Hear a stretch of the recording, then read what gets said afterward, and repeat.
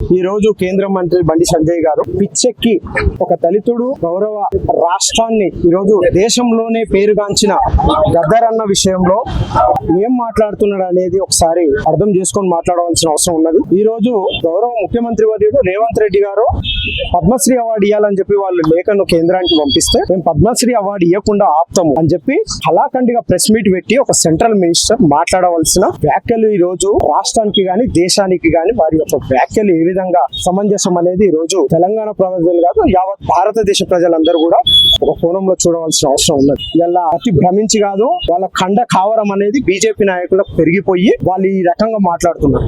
ఈ రోజు ప్రజానాయకుడు ప్రజల పట్లనే కాదు దేశం పట్ల ఆయనకున్న ఖ్యాతి ఈ రోజు చెప్పాలనే ఉద్దేశంతో ఉన్న మన గౌరవ ముఖ్యమంత్రి వర్యులు వారు ఈ రోజు వారిని పద్మశ్రీ అవార్డు ఇవ్వాలని చెప్తే మీరు దాన్ని ఖండిస్తారా? ఒక దళిత నాయకుల మీద ఇది వివక్షణ. అసలు ఏం చెప్తున్నారు మీరు? ఒక బీసీ సెంట్రల్ మినిస్టర్ గా బీసీ నాయకునిగా ముద్రపడిపోయి ఈ రోజు మీ యొక్క పాత్ర గాని కేంద్రంలో ఏ విధంగా ఉండాలి, తెలంగాణకి ఈ రోజు పద్మశ్రీ అవార్డు ఇవ్వాలని చెప్పి మీరే ముఖ్యంగా నరేంద్ర మోడీ గాని మీ అమిత్ షా గాని చెప్పి వారికి ఈ రోజు పద్మశ్రీ అవార్డు ఇప్పించవలసింది పోయి వారిని ఈ రోజు బజార్లో నడి బజార్లో వారికి ఉన్న ప్రాధాన్యతను మొత్తం ఈ రోజు అంగట్లో అమ్మేసే విధంగా మీరు ఈ రోజు మాట్లాడారంటే సిగ్గు ఉండాలి బండి సంజయ్ గారికి, వారి యొక్క కేంద్రంలో ఉన్న వారి నరేంద్ర మోడీకి కానీ అమిత్ షా గారికి కానీ రాజ్నాథ్ సింగ్ కానీ ఈ రోజు ఎస్సీల పట్ల మీరు ఇదేనా ఒక వివక్ష? ఏ విధంగా ఈ రోజు మీరు అందరు ముఖం ఎత్తుకొని ఈ రోజు తెలంగాణలో తిరుగుతారో మేము కూడా కాంగ్రెస్ పార్టీ కూడా చూస్తుంది.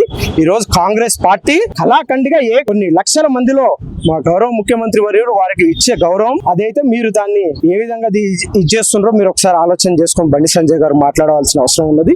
ఖచ్చితంగా బండి సంజయ్ గారికి ఇది ఈ రోజు మొదలయ్యింది. ఖచ్చితంగా క్షమాపణ చెప్పేంత వరకు తెలంగాణ రాష్ట్రంలో ఎక్కడ తిరిగినా కూడా కాంగ్రెస్ పార్టీ నాయకులే కాదు ఖచ్చితంగా ఎస్సీలు బీసీలు మైనారిటీలు ప్రతి ఒక్కరికి కూడా వారికి అభిమానం ఉన్న వాళ్ళందరూ కూడా ఆయనకు చాలా మంది అభిమానం వాళ్ళందరూ కూడా వేటాడి ఆయన ఖచ్చితంగా క్షమాపణ చెప్పిస్తారని మీ మీడియా ముఖంగా చెప్తున్నా. దయచేసి బండి సంజయ్ ఈ రోజు నువ్వు ఆత్మ పరిశీలన చేసుకొని రేపు పొద్దున ఖచ్చితంగా మీడియా ముందుకు వచ్చి క్షమాపణ చెప్పాలని చెప్పి ఈ క్రమంలో మేము తెలియజేస్తా ఉంటాం. నిజమే, మీకు తెలియదు ఏముంది. ఖచ్చితంగా కాంగ్రెస్ పార్టీకే కాదు యావత్తు తెలంగాణలో ఉన్న భారతదేశంలో ఉన్న ప్రతి ఒక్క దళితులకు ఎస్సీలకు ఎస్టీలకు మైనారిటీలకు అండగా ఉండే ఒక పెద్ద నాయకుడు ఈ రోజు గద్దర్. ఈ రోజు మీరు ఢిల్లీలో సిగ్గు శరం ఉంటే ఢిల్లీలో కూడా గద్దర్ గారిది ఒక విగ్రహం ఏర్పాటు చేయవలసిన అవసరం ఉన్నది. మీరు అది విడిచిపెట్టి పోయి తెలంగాణ ముద్దుబిడ్డ అని చెప్పుకుంటావు. నువ్వు ధర్మం మీద ఎస్సీ ఎస్టీ దళితుల మీద గెలిచినోడివి నువ్వు రా. నీకు ఒకవేళ చేయాలంటే కరీంనగర్ వదిలిపెట్టి మిగతా ఎక్కడి నుంచైనా నువ్వు పోటీ చేసి అప్పుడు నువ్వు గెలిపి నువ్వు నిజంగా బండి సంజయ్వే. నిజంగా కూడా నేను కూడా ఆ రోజు ఖచ్చితంగా ఒక యువ నాయకునిగా మీ ముందు వచ్చి క్షమాపణ నేను మిమ్మల్ని కోరుకునే అవసరం ఖచ్చితంగా వస్తుందని చెప్తే బీజేపీ వాళ్ళని నాయకులని ఒకప్పుడు చంపేసి ఈయన ఎక్కడ పోయింది ఆ రోజు? ఈయనకు సోయి లేకుండేనా? వీళ్ళు సెంటర్ లో 10 సంవత్సరాల నుంచి ఉన్నారు. మరి గద్దర్ బతుకున్నప్పుడు అడిగి ఉంటే ఈ మాట ఆయన ఖచ్చితంగా చెప్పేవాడేమో.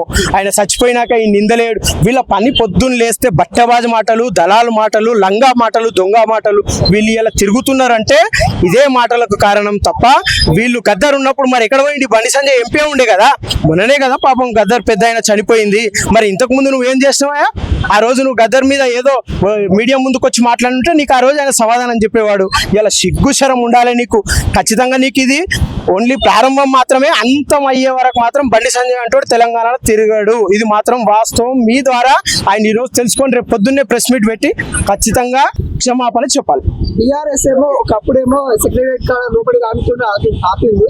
ఇప్పుడు బీజేపీ ఏమో ఒక టెర్రరిస్ట్ గా చూస్తారు. అంటే ఇలా నేను అదే చెప్తున్నా కదా, వాళ్ళకి సిగ్గు అనిపించాలి. ఇలా బీఆర్ఎస్ కు బీజేపీ వీళ్ళిద్దరు అయ్యి మనం నిన్న 4 గ్యారంటీలు అయితే ప్రవేశపెట్టిరో గౌరవ ముఖ్యమంత్రి వారు దాన్ని తప్పుతో పట్టించడానికి మాత్రమే వీళ్ళ యొక్క ప్రక్రియ. వీళ్ళు చేసే పని ఏంటంటే మేము ఏ ఒక్క స్కీమ్ చేసినా కానీ కూడా వీళ్ళు తప్పుదారి పట్టేయడానికే వీళ్ళిద్దరు టీమ్ ఏ టీమ్ బి కలిసి వాళ్ళు కాంగ్రెస్ పార్టీ పథకాలని పబ్లిక్ లోకి వెళ్లకుండా ఏదో ఒక రూమర్స్ ఏదో ఒకటి చేసి దీన్ని తప్పు వంచడానికే తప్ప వాళ్ళకి ఎలాంటి ఎజెండా లేదు, జెండా లేదు. వాళ్ళకు ఒక మతం కులం పేరు చెప్పే వాళ్ళు గెలుస్తారు తప్ప వాళ్ళకి అసలు నిజాయితీగా పబ్లిక్లకు వెళ్ళి గెలిచి బండి సంజయ్ అసలు ఆయన ఎందుకు అధ్యక్షుని తీసేసిరు అనేది ఆయన ఆత్మ పరిశీలన చేసుకోలేడు. ఇవాళ ఆయన గద్దర్ గురించి మాట్లాడేంత పెద్ద ఆయన అయిందా మీరు ఒకసారి తెలుసుకోవాలి. బండి సంజయ్ 10 ఏళ్ళ ఇప్పుడు సెంట్రల్ మినిస్టర్ అయింది కదా, ఎన్ని నిధులు తెచ్చుడు చెప్పాలి. ఈ 10 ఏళ్ళ అటల్ రోజుల యోజన అని చెప్పేసి, అటల్ పెన్షన్ అని చెప్పేసి ఎంతమంది తెలంగాణ ప్రజలకు ఇచ్చిరో బండి సంజయ్ చెప్పాలి. ఆ 2 కోట్ల ఉద్యోగాలు అని చెప్పిండు. ఆ ఉద్యోగాలు ఎటువైనా వాళ్ళకే తెలుసు. ఈ రోజు మా రేవంత్ అన్న గారు ఒక స్టేజ్ మీద ఒక పిఎం ని నరేంద్ర మోడీ గారిని పట్టుకొని మీరు పెద్దన్న పాత్ర పోషించాలి, మా తెలంగాణ గవర్నమెంట్ ప్రజలకి మీరు పెద్దన్న పాత్ర పోషించాలని చెప్పేస్తే ఎక్కడ పోషించిండో మీరు మన ప్రజల కోసమే కదా పిఎం పెద్ద మనిషి అని పెద్ద అని చెప్పింది ప్రజల కోసమే కదా. ఆయన మళ్ళా బండి సంజయ్ మతి సవించి మాట్లాడుతుండో, మళ్ళీ ఆయన కూడా కేసీఆర్ ఫామ్ హౌస్ లోకి పోయి నల్లమేక తినొచ్చిండు మన బండి సంజయ్.